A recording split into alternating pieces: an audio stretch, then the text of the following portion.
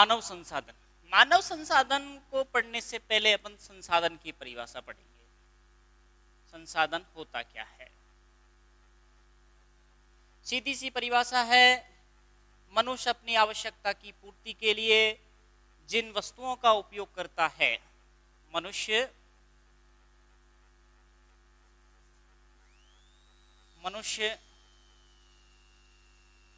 अपनी आवश्यकता की पूर्ति के लिए जिन वस्तुओं का मनुष्य अपनी आवश्यकता की पूर्ति के लिए जिन वस्तुओं का उत्पादन करता है उसे संसाधन कहते हैं।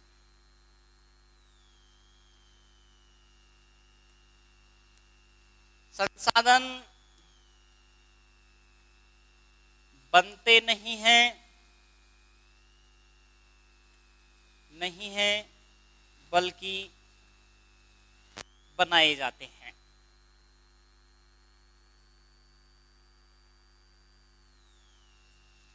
संसाधन की परिभाषा हो गई, मनुष्य अपनी आवश्यकता की पूर्ति के लिए जिन वस्तुओं का उपयोग करता है उसे संसाधन कहते हैं। संसाधन बनते नहीं हैं बल्कि क्या है, बनाए जाते हैं। या इसकी दूसरी परिभाषा भी अपन ये लिख सकते हैं, पर्यावरण में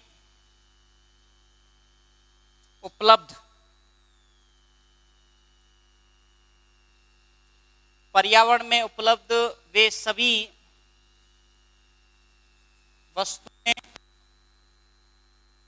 जो मानव के लिए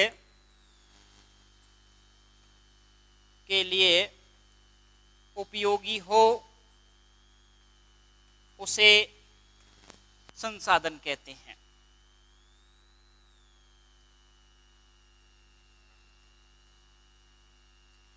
जो भी अच्छी लगे परिभाषा याद कर लेंगे आप। संसाधन मनुष्य अपनी आवश्यकता की पूर्ति के लिए जिन वस्तुओं का उत्पादन करता है उसे संसाधन कहते हैं। संसाधन बनते नहीं हैं, बनाए जाते हैं। या दूसरी परिभाषा, पर्यावरण में उपलब्ध वे सभी वस्तुएं जो मानव के लिए उपयोगी हों उसे अपन संसाधन कहते हैं। अब एक अगला टॉपिक आता है, मानव संसाधन। मानव संसाधन क्या है?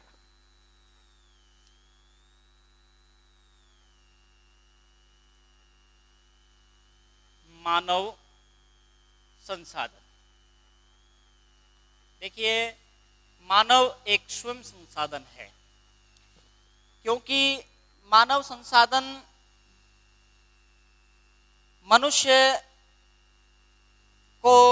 मानव संसाधन उसकी संख्या, शारीरिक और मानसिक शक्तियां उसको संसाधन बनाती हैं। यदि उनका विकास शिक्षा, तकनीक और स्वास्थ्य और कौशल की सहायता से होता है, इनकी सहायता से मनुष्य नई वस्तुओं का निर्माण करता है। ये मानव संसाधन हो गया। अब अपन जो मेन टॉपिक पढ़ेंगे इस पार्ट का वो है जनसंख्या।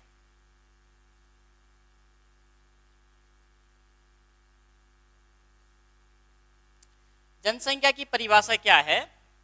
किसी निश्चित स्थान पर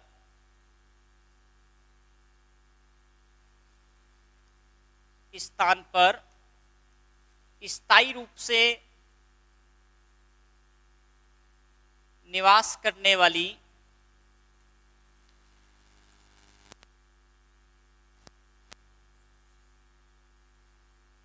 किसी निश्चित स्थान पर स्थायी रूप से निवास करने वाली लोगों की संख्या को जनसंख्या कहते हैं।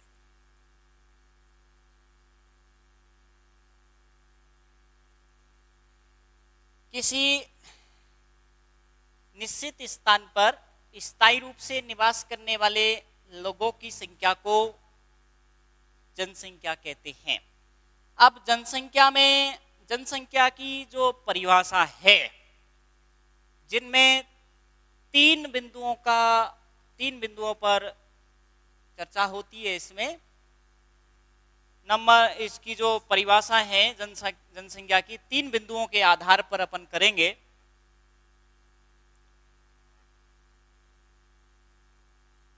तीन बिंदु, वो तीन बिंदु कौन कौन से हैं?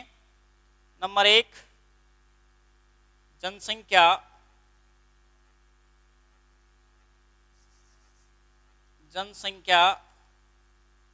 का आकार, वितरण एवं घनत्व।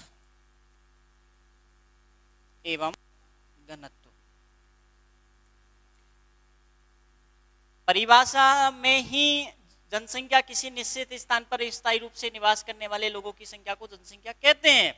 लेकिन जो परिभाषा वो तीन बिंदुओं पर डिपेंड करती है कि जनसंख्या वहां कितनी है, उसका फैलाव कितना है और कितना घनत्व है, वो इस बिंदु में अपन चर्चा करेंगे।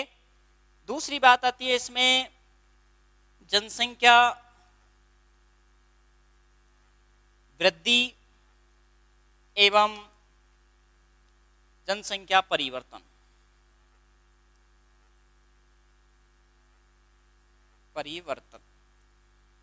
ये दूसरा बिंदु है। जनसंख्या वृद्धि, उस क्षेत्र में निश्चित संख्या में कितने लोगों की वृद्धि हो रही है या कमी हो रही है, जनसंख्या में क्या परिवर्तन हो रहा है, घट रही है, बढ़ रही है, ठीक है, उसके बारे में अपन।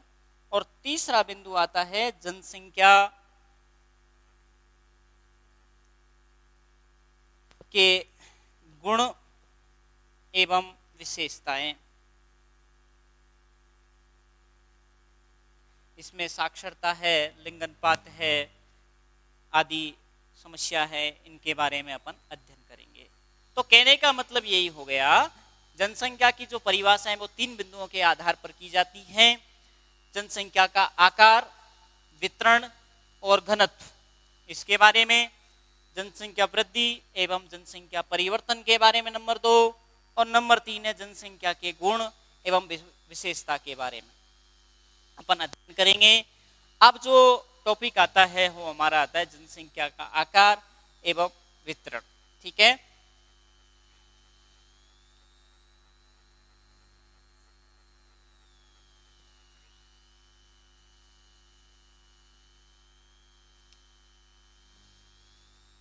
जनसंख्या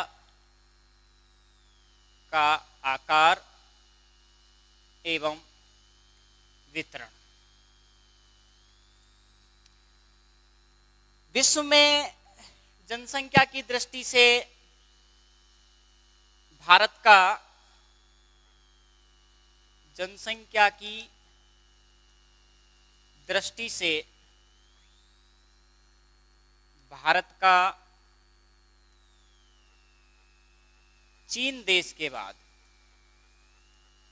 बाद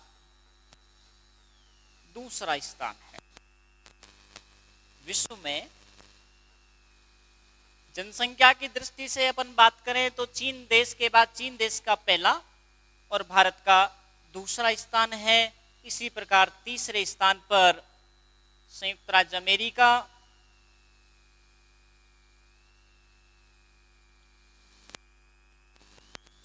चौथे पर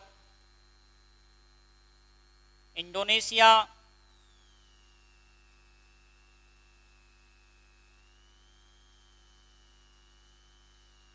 और पांचवे पर ब्राजील देश का नंबर आता है। तो जनसंख्या का आकार, जनसंख्या की दृष्टि से भारत विश्व में दूसरे स्थान पर है चीन देश के बाद, तीसरे पर संयुक्त राज्य अमेरिका, चौथे पर इंडोनेशिया और पांचवे पर ब्राजील देश का नंबर आता है। अब जो 2011 की जनगणना है, 2011 की जनगणना के अनुसार भारत की कुल जनसंख्या है 2011 की जनगणना के अनुसार भारत की जनसंख्या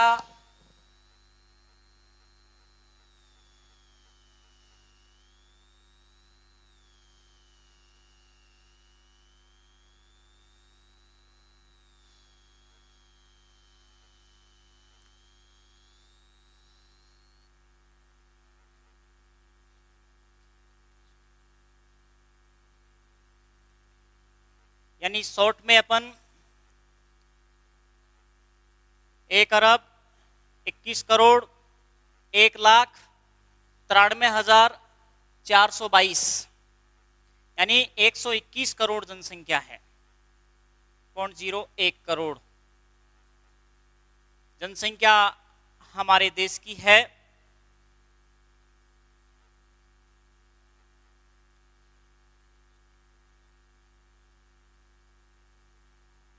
दो 2011 की जनगणना के अनुसार, यानी विश्व की कुल जनसंख्या का यदि भारत में बात करें तो विश्व की कुल जनसंख्या का भारत में 17.5% हिस्सा जनसंख्या का भारत में निवास करता है। और दूसरी बात, क्षेत्रफल की बात करें, भारत का क्षेत्रफल 32,87,263 वर्ग किलोमीटर है। ये भारत का क्षेत्रफल है। भारत यानी विश्व के कुल क्षेत्रफल का यदि भारत का हिस्सा आता है तो वो आता है 2.4% हिस्सा। विश्व के कुल स्थलीय भाग का भारत 2.4% भूभाग पर फैला हुआ है। अब 2011 की जनगणना के अनुसार अपन बात करें, भारत की बात करेंगे तो 2011 की जनगणना के अनुसार भारत में सबसे अधिक जनसंख्या वाला राज्य उत्तर प्रदेश है और सबसे कम जनसंख्या वाला राज्य सिक्किम है।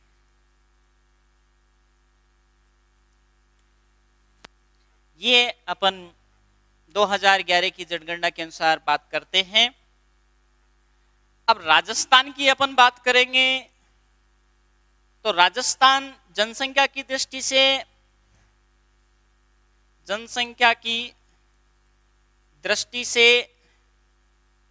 8 है भारत में,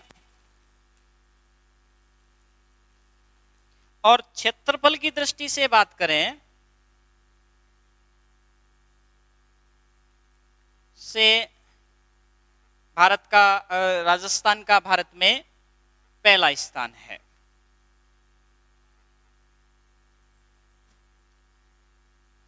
जनसंख्या की दृष्टि से राजस्थान का भारत में 8वां स्थान, और क्षेत्रफल की दृष्टि से राजस्थान की जो 2011 की जनगणना है उसके अनुसार बात करें तो राजस्थान की कुल जनसंख्या है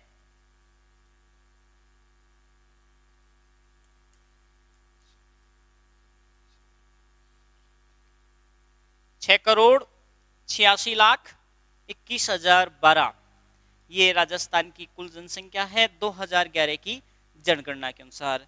और क्षेत्रफल राजस्थान का 3,42,239 वर्ग किलोमीटर है। ये राजस्थान का कुल क्षेत्रफल हुआ। राजस्थान में जिलों में यदि बात करेंगे अपन, जिलों में जयपुर जिले की सर्वाधिक जनसंख्या है और सबसे कम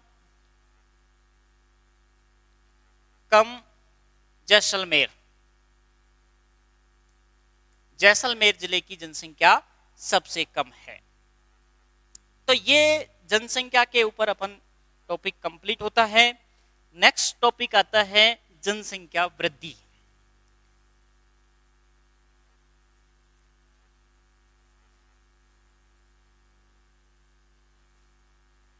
जनसंख्या वृद्धि, पहले इसकी परिभाषा पढ़ेंगे। दो निश्चित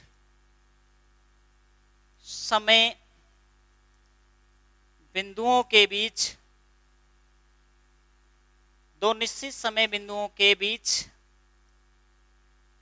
होने वाली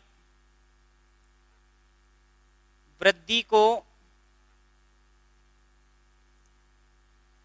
जनसंख्या वृद्धि कहते हैं। अब इसमें समझने की बात यही है, जनसंख्या वृद्धि की तो परिभाषा यह है, दो निश्चित समय बिंदुओं के बीच होने वाली वृद्धि को जनसंख्या वृद्धि कहते हैं, या किसी विशेष समय अंतराल, या दूसरी परिभाषा लिख देते हैं, या किसी विशेष समय या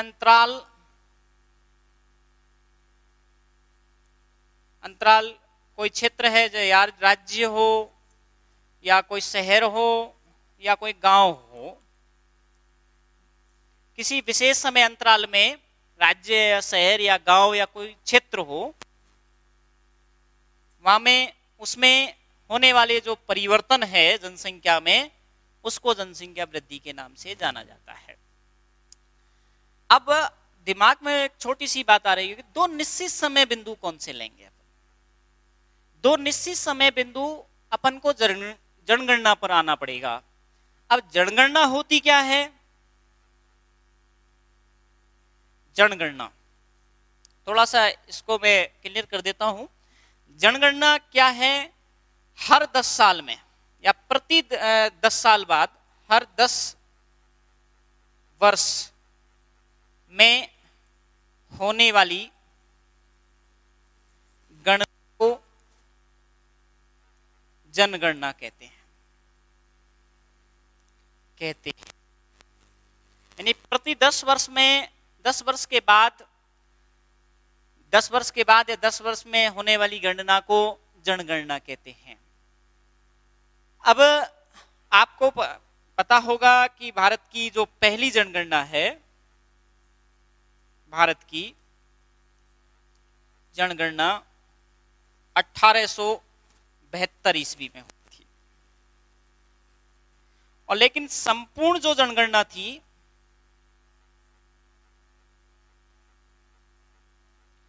वो 1881 में हुई थी। उसके बाद लगातार जनगणना जारी है, हर 10 साल में हो रही है। अब मान लीजिएगा, एक उदाहरण से अपन इसको स्पष्ट करते हैं। उदाहरण क्या है? देखो,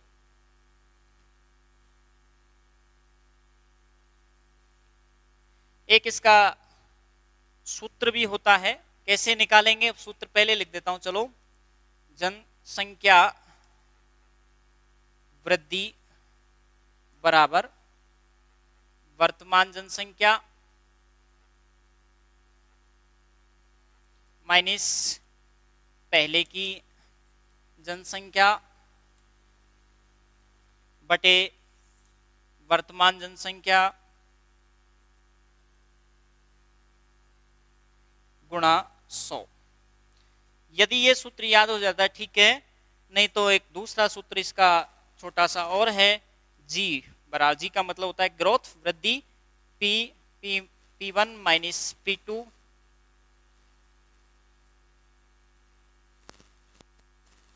बटे P1 गुणा 100। ये भी इसका एक सूत्र हो सकता है, लेकिन अपन हिंदी से पढ़ लेते हैं।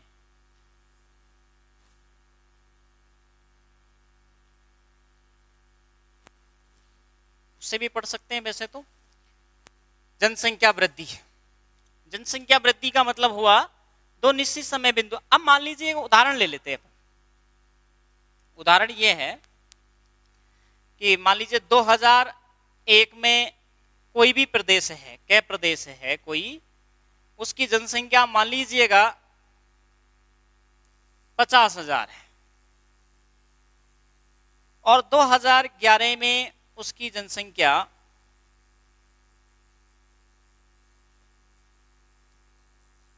75,000 हो गई। तो बताइए उस कै प्रदेश में जनसंख्या वृद्धि कितनी हुई? सीधी सी बात है, इस सूत्र में अपन रख देते हैं वर्तमान जनसंख्या इसमें। अब वर्तमान कौन सी है? 75,000।